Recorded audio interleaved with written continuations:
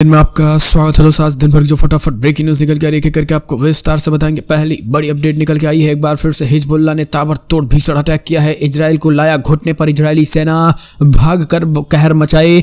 बड़ी अपडेट, पूरी सायरन बजते रहे। लेबनान से इजरायली इलाकों में मिसाइलों की बौछार कर दी है। बताएंगे लगभग 8 से 9 इलाकों पर हिजबुल्लाह ने किया अटैक। दूसरी खबर में आपको बताएंगे, ईरान ने दागी 2000 किलोमीटर की दूरी वाली बैलिस्टिक मिसाइल। बहुत बड़ी खबर निकल के आई है, सरेंडर हुआ इजराइल। ईरान के इस मिसाइल से इजराइल में लगी इमरजेंसी। अगली खबर में आपको बताएंगे, जहां बिग ब्रेकिंग, आखिर मुसलमानों को, जो खास करके फलस्तीनी मुसलमान बंद हैं इजराइल की जेलों में, अब उनको प्रताड़ित किया जा रहा है। दरअसल फिलिस्तीनी मुसलमानों ने कुछ इजरायली सैनिकों को कूट दिया जेल में ही। बताएंगे। चौथी खबर निकल के आई है, जहां जर्मनी पहुंचे हैं तुर्की राष्ट्रपति एर्दोगान, और जर्मनी के जो चांसलर हैं उनके सामने उनको जमकर खरी खोटी सुनाई है। कहा है, आप हमास और इजराइल की तुलना करते हैं। हमास के पास नहीं है हथियार और इजराइल के पास अत्याधुनिक वेपन्स हैं, और आप हमास से और इजराइल की तुलना करते हैं। अगली खबर में आपको बताएंगे दोस्तों, जहां न्यूयॉर्क के दुकानदारों ने अपनी दुकान फिलिस्तीनियों की समर्थन में बंद कर रहे हैं। अमेरिका में जोरदार विरोध हो रहा है। वहीं बांग्लादेश ने तत्काल इजराइल से सशस्त्र संघर्ष को बंद करने की कही बात। वहीं बताएंगे बांग्लादेश ने कैसे फंसा। और इस बीच नूह में एक बार फिर से महिलाओं को लेकर आई है बड़ी खबर। और टीम इंडिया की प्रैक्टिस जर्सी के रंग पर भड़की ममता बनर्जी, बोली हर चीज भगवाकरण कर रही है सरकार। वहीं अल-शिफा हॉस्पिटल के आईसीयू में सभी मरीजों की मौत। बेहद दुखद खबर निकल के आई है दोस्तों। पूरी दुनिया में इजराइल की हो रही है आलोचना। सुविधाओं को तरसे मरीज मारे गए। बताएंगे कि करके जहां जो अयोध्या राम मंदिर में जाएगा वो मुसलमान बनकर निकलेगा। आखिर किसने कर दिया है ऐलान, और इस ऐलान से कैसे मच गया है घमासान। वहीं यूपी चौक बाजार में मुस्लिम दुकानदार पर जानलेवा हमला। पुलिस ने आरोपी सचिन के खिलाफ दर्ज की एफआईआर। बताएंगे कर्नाटका में कैसे 4 मुस्लिम परिवारों को मारा गया और फलस्तीन के समर्थन में सामूहिक दुआ और भारत में। बताएंगे। लेकिन उससे पहले छोटा सा निवेदन, अगर आपने चैनल को सब्सक्राइब नहीं किया तो पल पल के अपडेट के लिए चैनल को सब्सक्राइब करना ना भूलें दोस्तों। दरअसल पहले बड़ी खबर निकल के आई, हिजबुल्लाह ने एक बार फिर से सुबह शाम 5 बजे हिजबुल्लाह ने इजरायली सैन्य ठिकानों के खिलाफ 11 अलग अलग ऑपरेशन चलाए। एक ऑपरेशन 2 कॉम्बिकन ड्रोन का उपयोग किया था। सभी प्रक्षेपण लक्ष्यों को भेदने की पुष्टि की गई है। और 11 ठिकानों पर इजरायली सेना के 11 ठिकानों पर हिजबुल्लाह ने भीषण मिसाइल अटैक किया है। हिजबुल्लाह ने एक बार फिर से कल लेबनान के लगभग 11 ठिकानों पर लेबनान से हिजबुल्लाह ने लेबनान से इजराइल के लगभग 11 ठिकानों पर मिसाइल दागे गए। नेतन्याहू ने फिलहाल इस पूरे मामले में इजरायली सेना का कहना है कि भैया ये जो मारे गए हैं आखिर इसमें हिजबुल्लाह का हाथ है। वहीं आपको बता दें कुछ साइट जो चौकियां हैं उनको भी तबाह किया गया है। यानी हिजबुल्लाह ने लगभग 11 ठिकानों पर अटैक किया है। और इस अटैक के बीच अगर बात करें तो सबसे बड़ी बात यह निकल के आई है कि बेरूत समय अनुसार 5 बजे हिजबुल्लाह ने कल शाम 5 बजे 11 इजरायली सेना के अड्डों पर, इजरायली ठिकानों पर भीषण मिसाइल अटैक किया है। और इस मिसाइल अटैक के बाद देखा जाए तो जबरदस्त तबाही मची है। और इस तबाही के बाद जो है वो पूरे इजराइल, लगभग आधे से ज्यादा इजराइल में लेबनान से सटे इलाकों में सायरन बजते रहे और मिसाइलों के डर से चौतरफा लोग भगदड़ मची रही। कहा जा रहा है कि इसमें नुकसान जो हुआ है वो कुछ इजरायली सैनिक मारे गए हैं, कुछ सैन्य इजरायली बेस तबाह हुए हैं, कुछ इजरायली इलाके तबाह हुए हैं। तो इजराइल में लगातार हिजबुल्लाह अटैक कर रहा है। एक और खबर निकल के आई है दोस्तों, हमास और इजराइल की जंग के बीच ईरान ने दागी मिसाइल 2000 किलोमीटर तक तबाह करेगी दुश्मनों को। दरअसल दक्षिणी पश्चिमी और स्थित इस्लामिक देश ईरान ने फिलहाल 2000 किलोमीटर की दूरी की सतह से सतह मार करने वाले बैलिस्टिक मिसाइल का सफलतापूर्वक कर लिया है, परीक्षण कर लिया। ईरान के सरकारी मीडिया ने इसकी पुष्टि कर दी। और मिसाइल सऊदी अरब से लेकर के इजराइल और मिडिल ईस्ट में अमेरिकी ठिकानों को निशाना बना सकता है। अमेरिका और इजराइल से ईरान की पुरानी रंजिश भी है। आपको बता दें, ईरान ने मिसाइल परीक्षण का यह कदम इजराइल के सशस्त्र बलों के प्रमुख द्वारा तेहरान के खिलाफ परमाणु कार्यक्रम को लेकर कार्रवाई की संभावना जताए जाने के 2 दिन बाद उठाया है। मध्य पूर्व में ईरान के पास सबसे बड़े मिसाइल हैं। ईरान का कहना है कि उसके हथियार इस क्षेत्र में इजराइल और अमेरिकी ठिकानों तक पहुंचने में सक्षम है। संयुक्त राज्य अमेरिका और यूरोपीय देशों के विरोध के बावजूद तेहरान ने कहा है कि वो अपने रक्षात्मक मिसाइल कार्यक्रम को जारी रखेगा और उसे और धार देता रहेगा। ईरानी रक्षा मंत्री मोहम्मद रेजा आतिशानी ने कहा है कि ईरान के दुश्मनों के लिए हमारा संदेश है कि हम देश और उसकी उपलब्धियों की रक्षा करेंगे। हमारे दोस्तों का हमारा संदेश है कि हम क्षेत्रीय स्थिरता में मदद करना चाहते हैं। तो सीधे तौर पर आपको बता दें, लगातार अमेरिका और इजराइल ने अमेरिका के लिए भी ये मिसाइल काफ़ी टेंशन है जो अमेरिका और इजराइल हमेशा सोचता रहा है कि हमास ना तो मिसाइल बना पाए ना परमाणु बम, लेकिन ईरान ने वो कर दिया है जिससे इजराइल को फिर से तगड़ा झटका लगा है। एक और अपडेट निकल के आई है दोस्तों, आपको बता दें जो इजराइल में बंद फलस्तीनी मुसलमानों ने जमकर कूट दिया जेल में ही इजरायली सैनिकों को। जी हाँ, दरअसल आपको बता दें इजरायली सैनिकों को फलस्तीनियों ने पीट दिया है। आपको बता दें खबर निकल के आई, जिसके बाद कैदियों को भी जो है वो मारा पीटा गया, खास करके कैदियों के साथ, मुस्लिम कैदियों के साथ, और जितने भी फलस्तीनी कैदी हैं उन सबको प्रताड़ित किया जा रहा है और मृत्यु दंड दिया जा रहा है। कैदियों को इजराइल राष्ट्रगान बजाकर कठोर व्यवहार कर रही है और उन्होंने कहा कि सभी को जल्द से जल्द फांसी दिया जाएगा। निर्देशानुसार कहा है कि हर 8वां कैदी एक अंधेरी कोठरी में हथकड़ी लगाकर पड़ा रहता है। लोहे के बिस्तर, फर्श में एक गड्ढे में शौचालय और पृष्ठभूमि में लगातार बजता हुआ इजराइल का राष्ट्रगान है। इन कैदियों के लिए मृत्यु दंड तय हो चुका है। यानी एक तरीके से देखा जाए तो अब इजरायली सेना जो है वो फलस्तीनी कैदियों को मृत्यु दंड देने की तैयारी कर रही है। एक और अपडेट निकल के आई है दोस्तों, बड़ी खबर, जहां अल-शिफा हॉस्पिटल के आईसीयू में सभी मरीजों की मौत। जी हां, सुविधाओं को तरसे मरीज, इजरायली सेना बोली साउथ गाजा में भी हमास को मिटाएंगे। इजराइल हमास जंग के बीच गाजा के अल-शिफा हॉस्पिटल में 4 प्रीमेच्योर नवजातों के साथ ही करीब 40 मरीजों की मौत हो गई। कतर के मीडिया हाउसेज अल जजीरा के मुताबिक गाजा के हेल्थ मिनिस्ट्री ने बताया है कि हॉस्पिटल के आईसीयू में मौजूद सभी मरीजों को खोज के हॉस्पिटल के सुविधाओं से खास करके फ्यूल की कमी की वजह से मरीजों का इलाज नहीं हो पाया है। और दूसरी तरफ इलाज defence forces, Israel defence forces ने बताया है कि वो हमास के खात्मे के लिए कहीं भी आ जाएगी। आईडीएफ के प्रवक्ता ने कहा है कि हमास जहां भी मिलेगा वहां जाकर उसे मिटाएंगे, फिर चाहे वो गाजा पट्टी का दक्षिणी हिस्सा ही क्यों न हो। और इससे पहले गुरुवार को साउथ गाजा के खान यूनिस में सेना ने पर्चे गिराकर लोगों को शहर खाली करने को भी कहा है।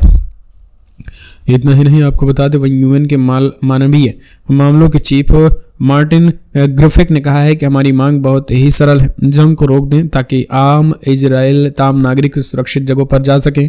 आप चाहे इसे जो समझें, लेकिन सिर्फ मानवीय कारणों से कहा जा रहा है कि हम चांद नहीं मांग रहे हैं, हमें सिर्फ कुछ बुनियादी बदलाव चाहिए। तो सीधे तौर पर देखा जाए तो लगातार मौत घाट। अगली और अपडेट, तुर्की के जो राष्ट्राध्यक्ष हैं राष्ट्रपति एर्दोगान, वो पहुंचे जर्मनी। बर्लिन में चांसलर के साथ संयुक्त प्रेस कॉन्फ्रेंस में जमकर खरी खोटी सुनाई। कहा मुझे साफ है और वजह, मुझे साफ साफ बोलना आता है, मुझे साफ साफ और साफ बोलना पसंद है। यहाँ भी मैं साफ साफ बोलूंगा। 7 अक्टूबर की बात होती है लेकिन उसके बात की बात नहीं होती है। इजरायली जुल्म पर चर्चा नहीं होती है। हमास उनका मुख्य निशाना है। क्या हमास के हथियारों की तुलना इजराइल से कभी की जा सकती है? ठीक है, हमास की बात करते हैं तो आपको पता है क्या कि कितने हमास के लोगों को मारा गया है? सबसे ज्यादा आम फिलिस्तीनियों को मारा गया है। अगर आप हमास के लड़ाकों को भी मारते हैं तो आप उतने लोगों को नहीं मार पाए हैं। हमास के लड़ाके सुरंगों में रहते हैं और सुरंगों तक आप पहुंच नहीं सकते हैं। यानी एक तरीके से उन्होंने जर्मनी को जमकर सुनाया, क्योंकि जर्मनी चांसलर ने ही जो है वो याद कहा था कि जर्मनी चांसलर ने भी हाल ही में कहा था कि हम हथियार देंगे लेकिन इजराइल को गाजा में ऑपरेशन बंद नहीं करना चाहिए। यानी एक तरीके से उन्होंने समर्थन जताया था। एक और अपडेट निकल के आई है अमेरिका। न्यूयॉर्क में दुकानदारों ने अपनी दुकानें बंद करके फिलिस्तीन के लोगों पर हो रहे जुल्म का किया विरोध। जी हां, दरअसल आपको बता दें अमेरिका जिस तरीके से इजराइल का समर्थन कर रहा है, किसी न किसी तरीके से अमेरिकी जो वहाँ के निवासी हैं लगातार इजराइल का विरोध कर रहे हैं और गाजा पट्टी का समर्थन कर रहे हैं। उन्होंने इसे युद्ध अपराध बताया। दोस्तों ये कोई नया मामला नहीं है कि यहाँ पर लोग जो है वो अपने शटर बंद करके इस चीज़ का विरोध कर रहे हो। इससे पहले भी कितने लोगों ने जो है वो चिट्ठियां लिखी, लेटर लिखे, पत्र लिखा है। कितने लोगों ने तो बाइडन और विदेश मंत्री के खिलाफ एफआईआर दर्ज करा दी। कितने बड़े पैमाने पर प्रोटेस्ट हुए। वहां की जनता सड़कों पर उतरी। अब तो हालत यह हो चुकी है कि जो बाइडन की लोकप्रियता भी धड़ाम हो चुकी है और यही कारण है कि अमेरिका का सीधा असर जो है वो हमास और इजराइल का सीधा असर अमेरिका में पड़ रहा है। और यही कारण है कि न्यूयॉर्क के दुकानदारों ने अपनी दुकानों को बंद करके फलस्तीन के लोगों पर हो रहे जुल्म का विरोध कर रहे हैं। तो ये एक देखा जाए तो बहुत बड़ी अपडेट है। एक और अपडेट निकल के आई है दोस्तों, जहां बांग्लादेश ने फलस्तीनी इजराइल के बीच सशस्त्र संघर्ष को तत्काल बंद करने का आह्वान किया। बांग्लादेश ने इजराइल और फलस्तीन के बीच चल रहे सशस्त्र संघर्ष की कड़ी निंदा की और जिसमें निर्दोष नागरिकों की जान की दुखद हानि और पीड़ितों की चोटों पर गहरी चिंता व्यक्त की है। आपको बता दें रविवार रात को जारी MOF प्रेस विज्ञप्ति में बांग्लादेश ने तत्काल युद्ध विराम का आह्वान किया है और इस बात पर प्रकाश डाला है कि हिंसा बढ़ने से किसी भी पक्ष को लाभ नहीं होता है। विदेश मंत्रालय ने कहा है कि हम इजराइल और फलस्तीनियों दोनों से अधिकतम संयम बरतने का आग्रह करते हैं और दोनों पक्षों से निर्दोष लोगों की जान को और अधिक नुकसान से बचाने के लिए तत्काल युद्ध विराम का आह्वान करते हैं। एक और अपडेट निकल के फलस्तीन के समर्थन में हुई सामूहिक दुआ, मौलाना तौकीर रजा की अगुवाई में जुड़े सैकड़ों लोग।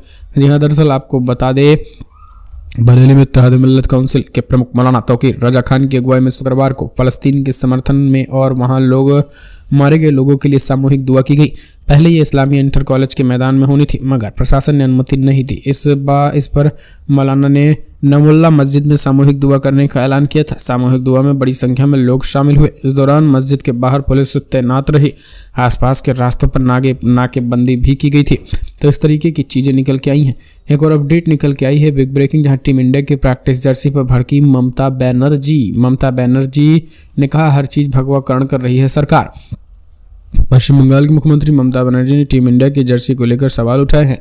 ममता बनर्जी ने कहा सब कुछ गेरुआ रंग में रंगा जा रहा है, उसका सीधा निशाना बीजेपी की ओर था। सीएम ममता ने कहा इस बयान पर बीजेपी ने पलटवार किया है और कहा है कि ममता ने तो पूरे कोलकाता को नीले और सफेद रंग में रंग दिया है।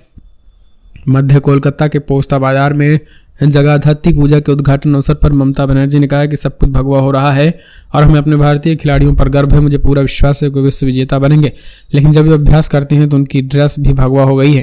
पहले नीले रंग की होती थी, यहाँ तक कि मेट्रो स्टेशन को भी भगवा रंग में रंगा जा रहा है। एक सोची समझी रणनीति हो रही है।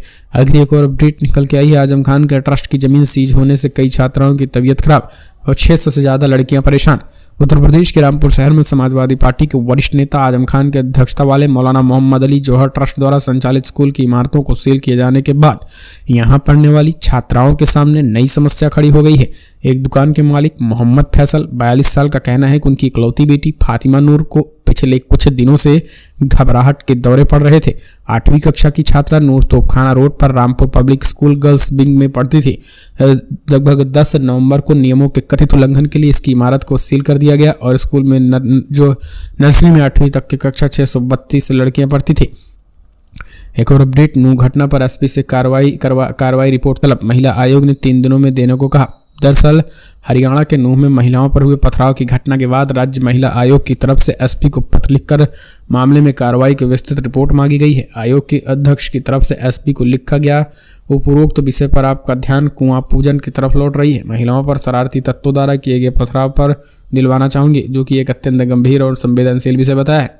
यानी एक बार फिर से नूह में माहौल खराब हुआ है। एक और अपडेट, जो अयोध्या में राम मंदिर में जाएगा मुसलमान बनकर निकलेगा। जावेद मियांदाद का वीडियो हुआ वायरल। दरअसल दोस्तों, पाकिस्तानी क्रिकेटर टीम के पूर्व कप्तान जावेद मियांदाद ने अपने अक्सर भारत के लेकर बोलते देखा है। समय समय पर भारत का हिंदुओं के खिलाफ उन्होंने बोलते रहे।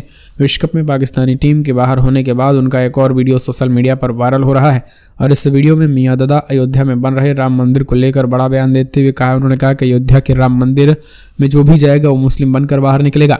वीडियोस में मियांदाद कहते हैं कि इंडिया में जो कुछ भी हो रहा है, जिस तरीके से भारत के प्रधानमंत्री नरेंद्र मोदी ने एक अच्छा काम किया है और उनके लिहाज से अच्छा ये है कि जो भी अयोध्या जाएगा मस्जिद को मंदिर बनाया है, इंशाल्लाह मेरा ईमान है जो भी उस मंदिर में जाएगा मुसलमान बनकर निकलेगा। इस तरीके से उन्होंने ये बातें कही हैं। एक और अपडेट, कर्नाटक मुस्लिम परिवार के 4 सदस्यों की चाकू से गोद करके हत्या। पुलिस ने प्रवीण चौगुल को किया गिरफ्तार। कांग्रेस शासित कर्नाटक के उडुपी जिले के दहला देने वाली घटना सामने आई है, जहां एक युवक ने मुस्लिम परिवार के 4 सदस्यों की बेरहती से हत्या कर दी है। इस घटना के आरोपी प्रवीण चोंगलू को पुलिस ने गिरफ्तार कर लिया है। महाराष्ट्र के सांगली में रहने वाले चोंगलू मंगलुरु में एयर इंडिया में सुरक्षा कर्मचारी थे। पुलिस के मुताबिक हमलावर ने नकाब पहन रखा था और वो जबरदस्ती घर में घुसा और पीड़ितों के सीने और पैंट पे चाकू से वार कर दिया और इसके बाद उनकी तुरंत मौत हो गई।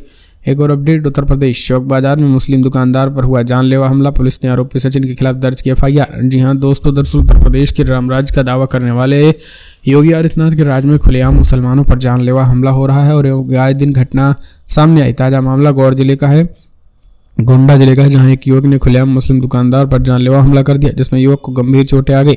घटना चौक बाजार की बताई गई, जिसमें मुस्लिम दुकानदार फैज के ऊपर सचिन नाम के युवक ने धारदार हथियार से हमला कर दिया और सीधे तौर पर एक तरीके से इस्लाम को लेकर अपशब्द भी कहे और एक इस तरीके की चीजें जो है वो देखने को मिली है। एक और भी अपडेट निकल के आ रही है दोस्तों। अगली क्या खबर निकल के आई वो समझ लीजिए आप।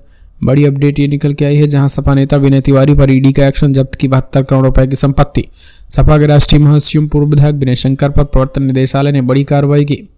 Prevention of money laundering act के तहत ईडी ने करीब 73 करोड़ रुपए की संपत्ति जब्त कर ली है। सीबीआई ने इस मामले में विनय तिवारी और उनकी पत्नी रीता तिवारी समेत कंपनी के निदेशकों के खिलाफ दिल्ली में 19 अक्टूबर 2020 को एफआईआर दर्ज की थी। विनय तिवारी कंपनी के गंगोत्री इंटरप्राइजेज लिमिटेड पर बैंक के कॉस्टियम का करीब 1129 करोड़ रुपए हड़पने का आरोप है। बैंकों की शिकायत पर सीबीआई मुख्यालय ने केस दर्ज किया था। एफआईआर बैंक ऑफ इंडिया की शिकायत पर दर्ज की गई थी। ईडी ने विनय तिवारी समेत कंपनी के समस्त निदेशक, प्रमोटर और गारंटर के खिलाफ मनी लॉन्ड्रिंग एक्ट के तहत केस दर्ज कर जांच शुरू कर दी है। तो कमेंट्स के माध्यम से आप अपने सुझाव दें। इस वीडियो तो नहीं। जय हिंद, जय भारत।